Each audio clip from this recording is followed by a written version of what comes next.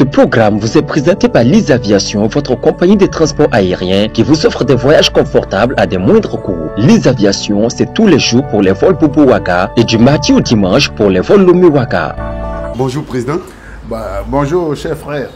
En tout cas, c'est un grand plaisir qui me pousse à faire cet entretien avec vous parce qu'on connaît bien votre histoire. On sait que vous êtes une icône du monde de l'encadrement en Côte d'Ivoire. D'abord, en tant que gardien, vous avez fait une reconversion dans le monde de l'encadrement technique, disons en tant que coach. On sait aussi que vous avez une histoire très riche en termes de palmarès.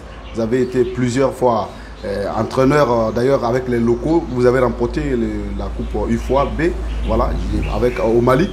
Ensuite, vous avez été au Burkina aussi. Au Burkina aussi également. Voilà. Vous avez été 2 fois adjoint de la sélection nationale. Quand moi j'ai fait ce parcours de carrière-là, j'ai l'impression que j'ai devant moi une bibliothèque du football ivoirien, un monument vivant. Est-ce que je me trompe? Merci beaucoup. Merci à tous ceux qui vont regarder, écouter cette émission. Merci au pays des gens intègres qui ont permis aujourd'hui que je puisse m'exprimer.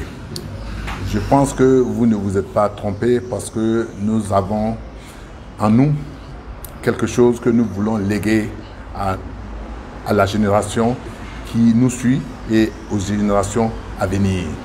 Donc le football pour nous est une passion, est un métier aujourd'hui et nous voulons apporter, comme je l'ai dit tantôt, à cette génération qui vient toute l'expérience que nous avons pu ça et là glaner.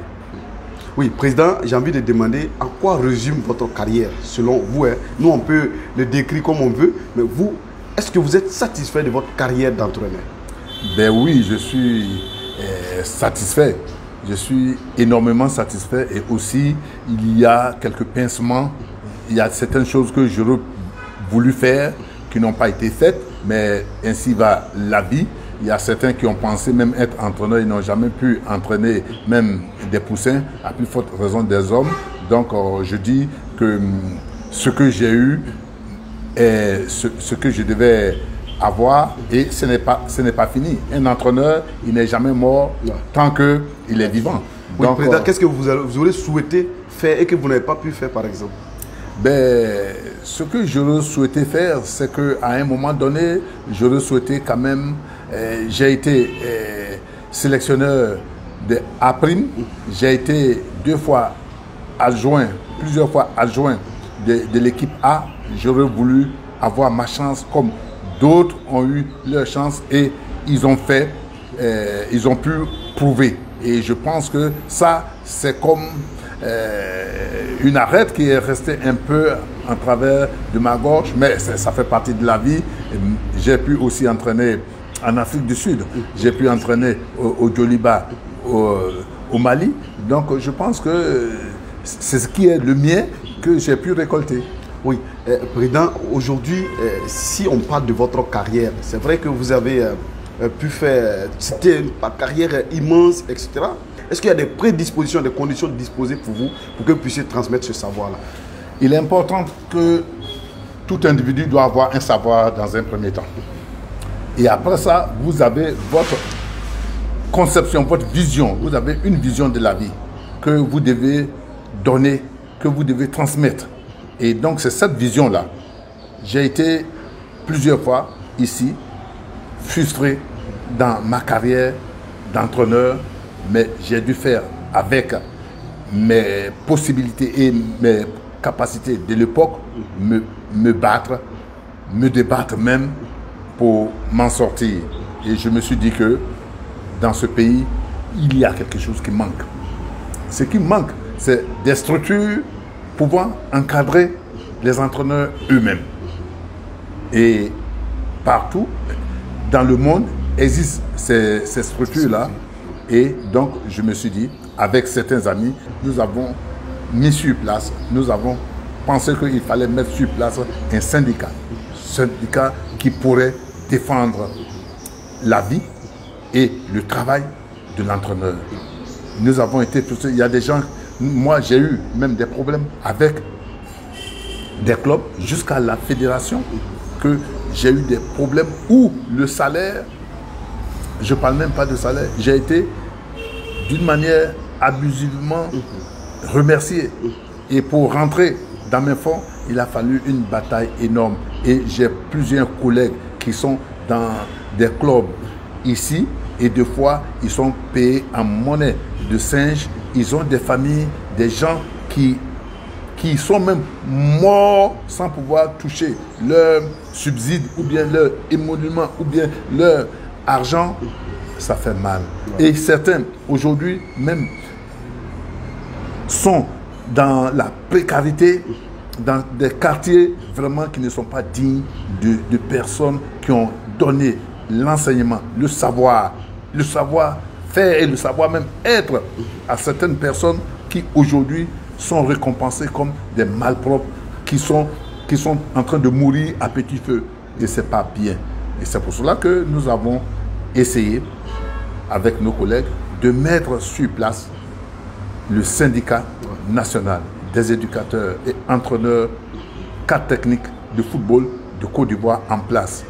Et nous avons eu, il faut le dire très haut, nous avons le soutien aujourd'hui de l'UNECATEF, le syndicat des entraîneurs de France qui nous soutient dans tous les sens. Oui, Président, aujourd'hui, les activités du syndicat consistent à quoi concrètement? Après la création, vous avez défini les objectifs. Quelles sont les activités que vous allez mener concrètement au sein de ces syndicats-là? Mais au sein du syndicat, par exemple, je vais donner un exemple.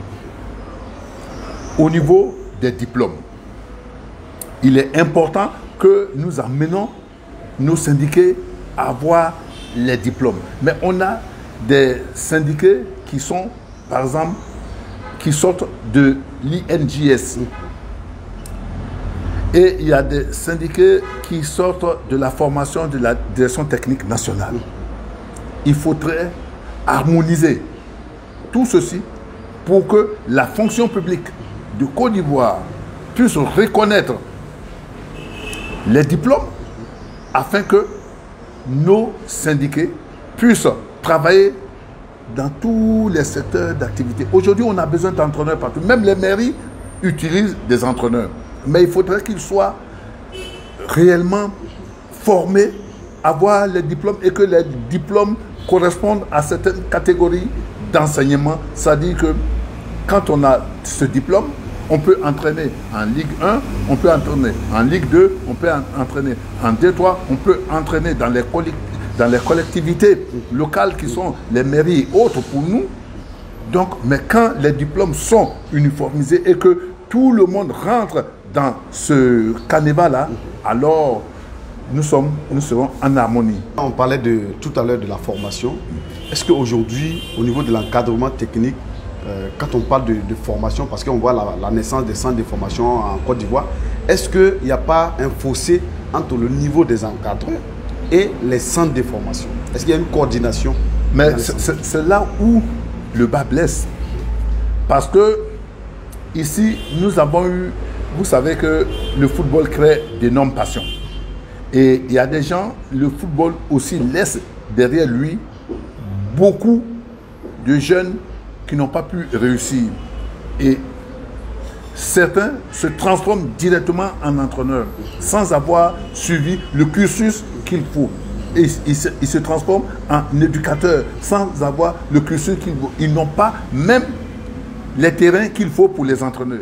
Quand vous venez ici à Abidjan, vous pouvez trouver sous des ponts des gens qui mettent des boîtes de sardines, qui mettent n'importe quelle chose pour pouvoir entraîner les jeunes gens.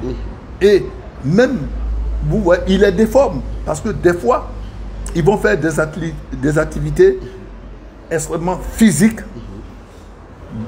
qui, à cet âge de 5 à 14 ans, à 13 ans, ils n'en ont pas besoin.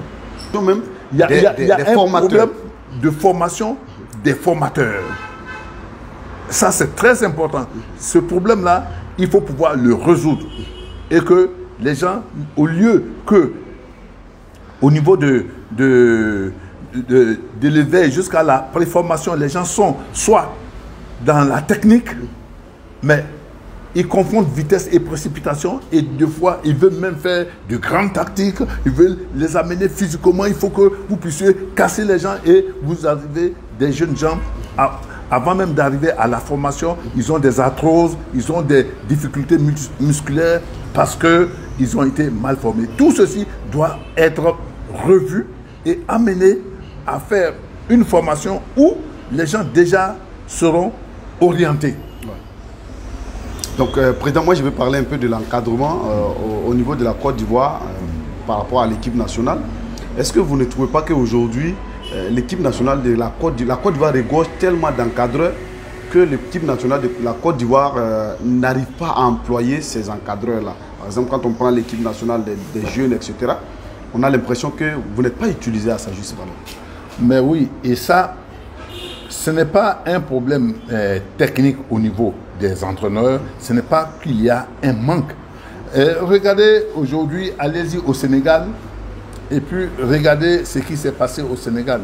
C'est les locaux qu'on a utilisés avec certains qui sont venus de la diaspora. Ensemble, il y a eu de la formation, le travail a été fait. Et sur une période de près de 10 ans aujourd'hui, les fruits sont là, palpables. Mais ce n'est pas ce qui manque en Côte d'Ivoire. Et en Côte d'Ivoire encore que, ici, il est capable de pouvoir trouver un peu de sous pour pouvoir payer convenablement ses entraîneurs et autres éducateurs.